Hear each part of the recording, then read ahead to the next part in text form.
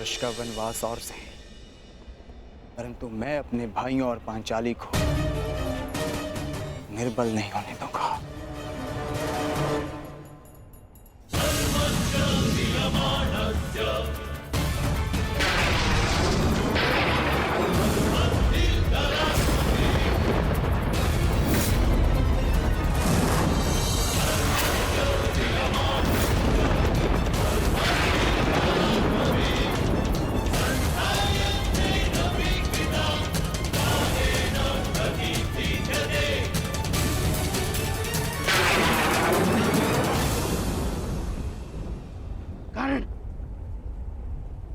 अपने मित्र युवराज दुर्योधन को दिया वचन स्मरण करो। प्रयोग करो वैष्णवास्त्र का, प्रयोग करो। मुझे अपने मित्र कर्ण के ऊपर पूर्ण विश्वास है। मैं नहीं चाहता कि भाई भाई पर शस्त्र उठाए, क्योंकि इस युद्ध से विनाश के अतिरिक्त कुछ नहीं मिलने वाला। द्वंद्व अधूरा छोड़कर आ गए। प्रयास किया है कि द्यूत में जो अधर्म हुआ उसे धर्म युद्ध से धोया जा सके, परंतु एक वचन भी है कि आपके पुत्र 1 वर्ष का अज्ञातवास अवश्य पूर्ण करेंगे। कर्ण को अपना हर वचन स्मरण है। मैंने युवराज दुर्योधन के लिए शस्त्र उठाने का वचन दिया है। युद्ध तो मैं अवश्य करूंगा, परंतु मैंने एक और वचन दिया है कि आपके पुत्र अज्ञातवास पूरा करेंगे, और ये वचन भी मैं अवश्य पूरा करूंगा।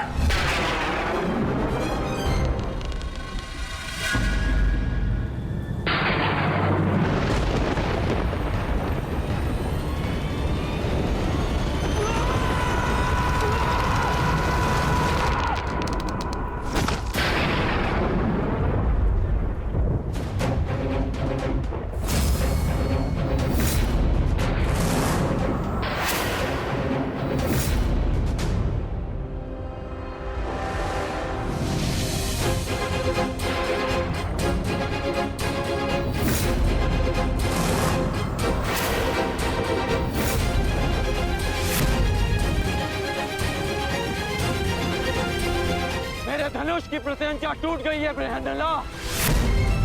पता नहीं कौन सी शक्ति है जो तुम्हारी सुरक्षा कर रही है, परंतु ये राधेकर्ण उस शक्ति के समक्ष अपनी पराजय स्वीकार करता है।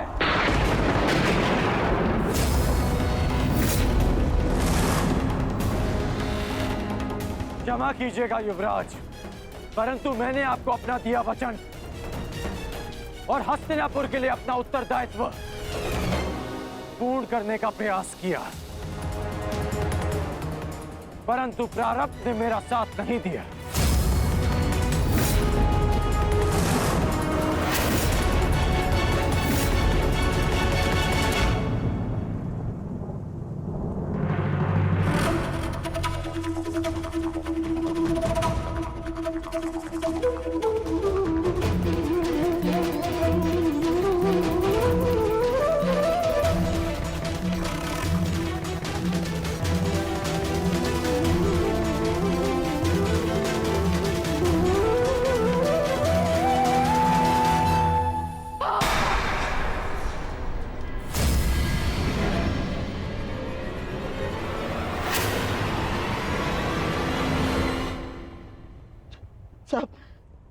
सब व्यर्थ गया।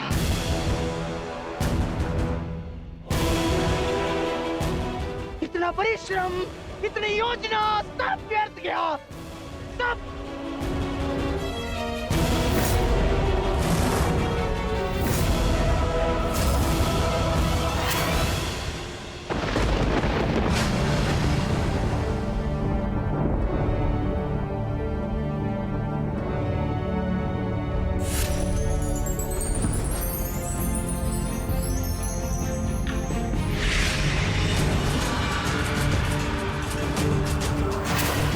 अर्जुन, अर्जुन,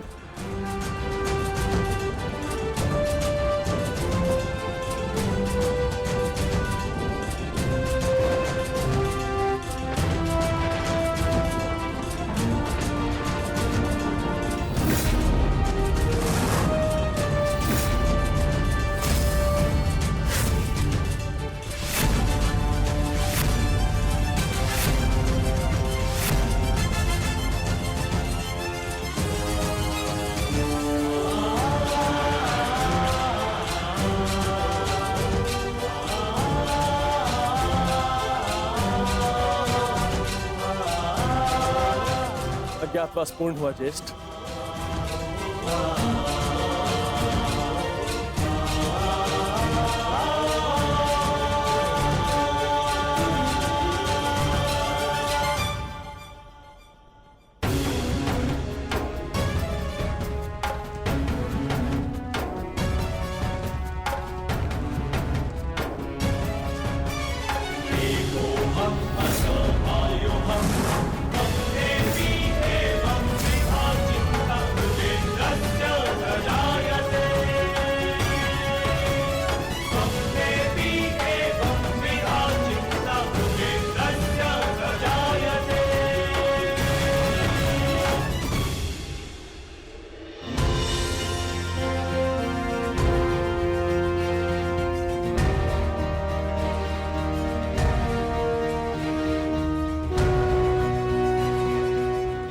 नियम के अनुसार हमने 12 वर्ष का वनवास और 1 वर्ष का अज्ञातवास पूर्ण कर लिया है पितामह।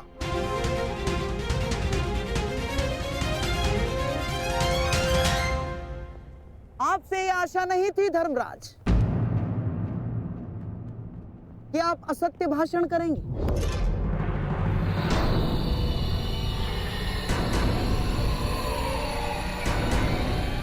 कैसा असत्य? ज्येष्ठ भ्राता श्री ठीक कह रहे हैं, हमारा अज्ञातवास पूर्ण हो चुका है। नहीं प्रिय अर्जुन, सभी नियमों का पालन नहीं हुआ है।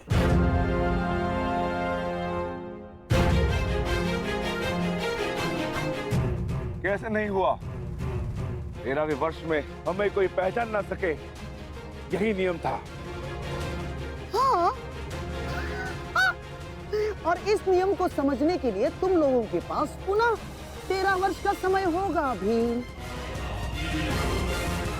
है ना दुर्योधन? समझाओ इसे। हाँ मामाश्री, क्योंकि नियम अनुसार पहचाने जाने पर असत्य बोलना भी नियम भंग करना होता है, और असत्य बोलकर तुमने नियम भंग किया।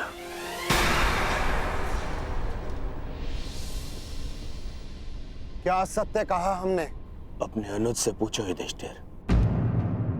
क्यों अर्जुन, जब मैंने तुमसे तुम्हारा परिचय पूछा तो क्या कहा था तुमने? बृहनिल्ला, बृहनिल्ला नाम है मेरा। आचार्य द्रोण पितामह भीष्म के समक्ष, पूरी कौरव सेना के समक्ष अर्जुन ने असत्य कहा था। अपना नाम बृहनला बताया था, अपने आप को किन्नर बताया था।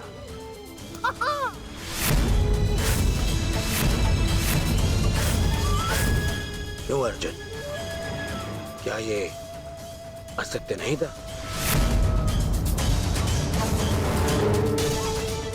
आपने भी तो सुना था पितामह। बोलिए पितामह,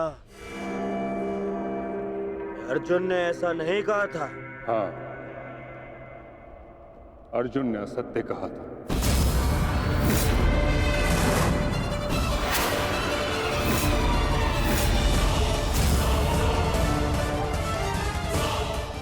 और अर्जुन ने अपना नाम बृहन्नला बताया था, और वो ही बृहन्नला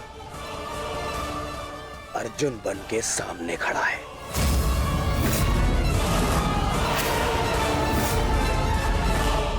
अर्थात अज्ञातवास भंग माना जाता है।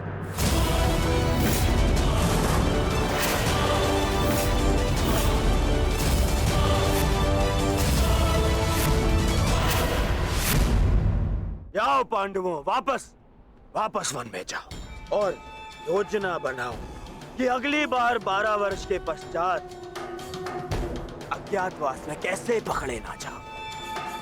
हैं? जाओ। जाओ जाओ जाओ। नहीं दुर्योधन, अज्ञातवास भंग नहीं हुआ है दुर्योधन। मैंने कोई असत्य नहीं बोला और ना ही मैंने कोई नियम भंग किया है। जो तुम्हारे समक्ष खड़ा है वो अर्जुन है, पुरुष है, परंतु जिससे तुम्हारी सेना युद्ध कर रही थी वो ब्रिन्हला थी, एक किन्नर। देव अप्सरा देवी उर्वशी ने मुझे शाप दिया था, इसलिए 1 वर्ष तक मुझे किन्नर बनकर रहना पड़ा। परंतु आज सूर्यास्त के पश्चात वो शाप पूर्ण हुआ। अब मुझे अपना वास्तविक रूप प्राप्त हुआ। अब आप बताइए पितामह, क्या मैंने असत्य कहा? क्या अज्ञातवास भंग हुआ? नहीं अर्जुन, तुमने कोई असत्य नहीं कहा और ना ही तुम्हारा अज्ञातवास भंग हुआ।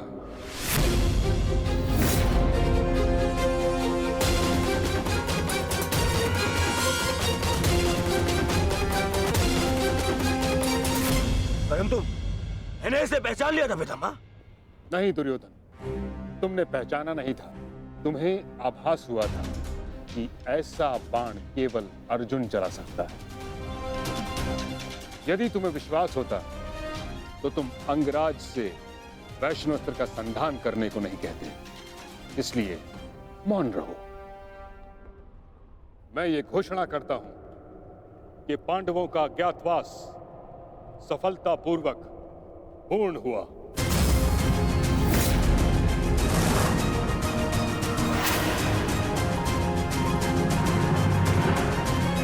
नहीं, नहीं मानता मैं। नहीं इनका अज्ञातवास पूर्ण हुआ है और न ही मैंने इनका राज्य लौटाऊंगा। अब जो भी निर्णय होगा वो युद्ध से होगा। हम पुनः अवश्य मिलेंगे युधिष्ठिर, रणभूमि में। स्मरण रखना दुर्योधन, हमने कभी युद्ध नहीं चाहा था।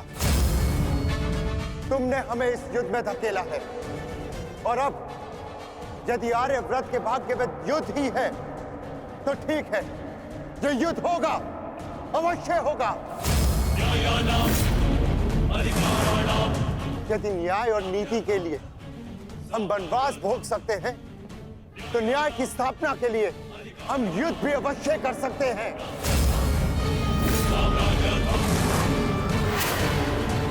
उचित कहा तुमने धर्मराज। युद्ध होना निश्चित है जिसे कोई नहीं रोक सकता।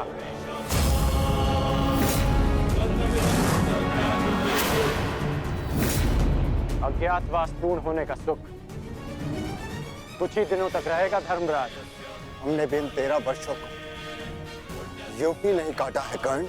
जानता हूं, परंतु आप ये नहीं जानते कि इन 13 वर्षों के समाप्त होने की प्रतीक्षा आपसे अधिक मैंने की है। हर पल मैंने युद्ध की तैयारी की है धर्मराज।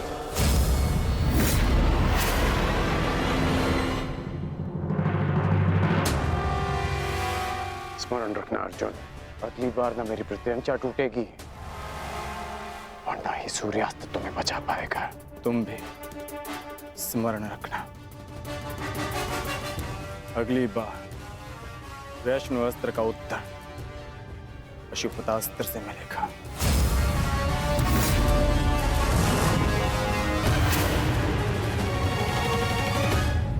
समझ में नहीं आता युधिष्ठिर, मैं किन शब्दों में आपका धन्यवाद करूं। आप पांचों ने ना केवल मेरी, मेरे परिवार की, अपितु मेरी प्रजा की भी रक्षा की है। आभार की आवश्यकता नहीं है महाराज, क्योंकि हम स्वयं आपके उपकारों के तले दबे हैं। यदि विराट नगर ने हमें शरण न दी होती तो हम फिर से 12 वर्ष का वनवास भोग रहे होते। सम्राट, समझ नहीं आता कि आपका ये ऋण कैसे चुकाऊंगा मैं।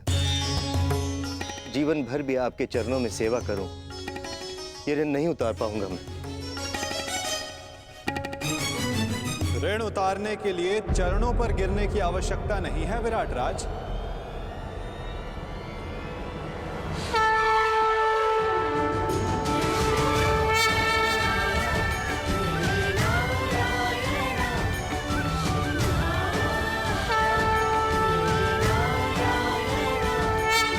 वासुदेव,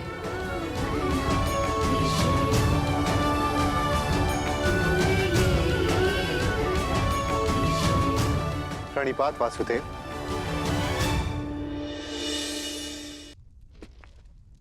आपकी समस्या है कि आप पांडवों का ऋण कैसे चुकाएं, और उस समस्या का हल मेरे पास है विराट राज। तो आप ही बताइए वासुदेव, इस ऋण से कैसे मुक्त हो सकता हूं? क्या करूं कि ये मेरा मंतव्य पूर्ण हो? पांडवों का अज्ञातवास पूर्ण हुआ कैसे? कैसे? इसका अर्थ जानते हो शकुनी? इसका अर्थ यह है कि पांडव लौटेंगे और अपना अधिकार मांगेंगे।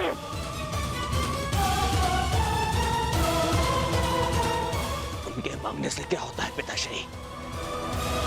मैं उन्हें अवसर नहीं दूंगा, कुछ नहीं मिलेगा उन्हें पिताश्री। मान!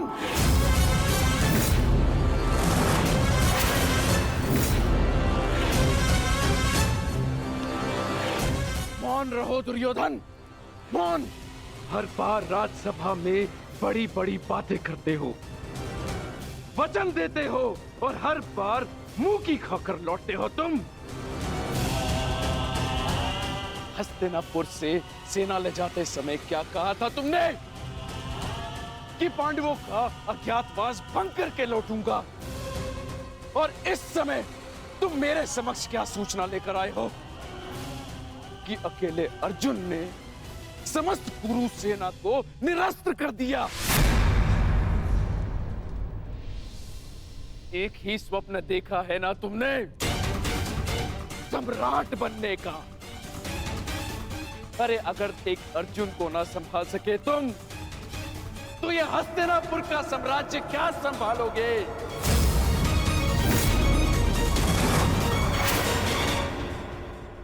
महाराज की जय हो।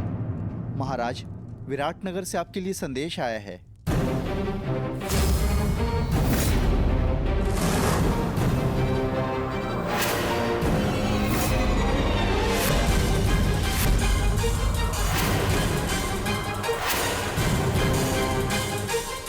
कृष्ण, विराटनगर से क्या संदेश आ सकता है?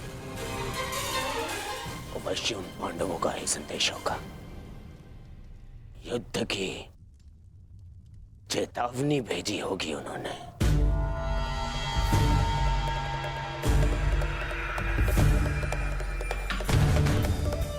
संदेशा पढ़ो शकुनी।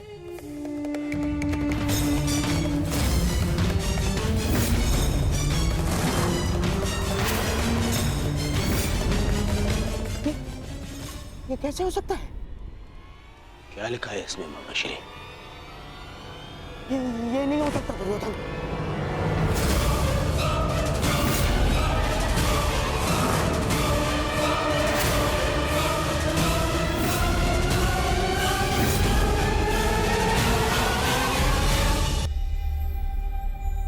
कहीं पांडवों ने युद्ध की चेतावनी तो नहीं दी? आक्रमण की चेतावनी नहीं, विवाह का निमंत्रण आया है। विवाह?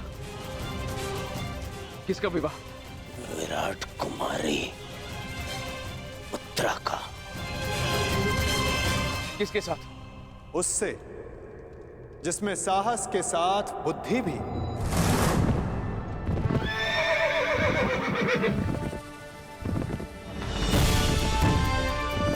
उसके हाथों में पर्वतों का बल है, जिसकी गति में पवन सा वेग है।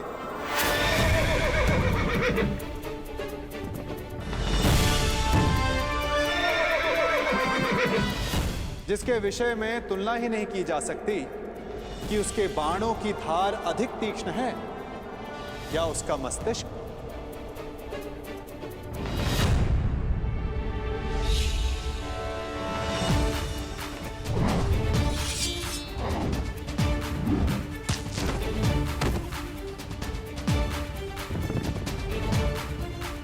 जो नर है परंतु उसमें सिंह सी शक्ति, जिसे शत्रुओं को देखने के लिए नेत्रों की आवश्यकता नहीं।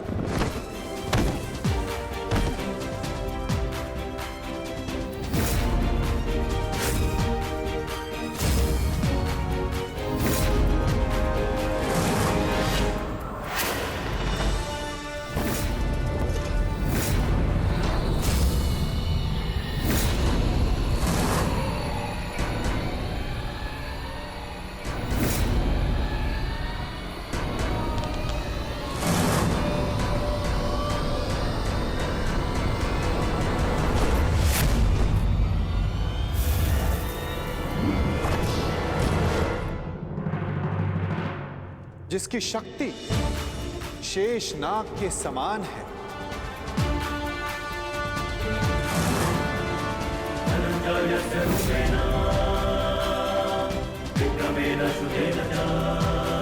जिसके कौशल के समक्ष बड़े से बड़ा योद्धा झुक जाता है।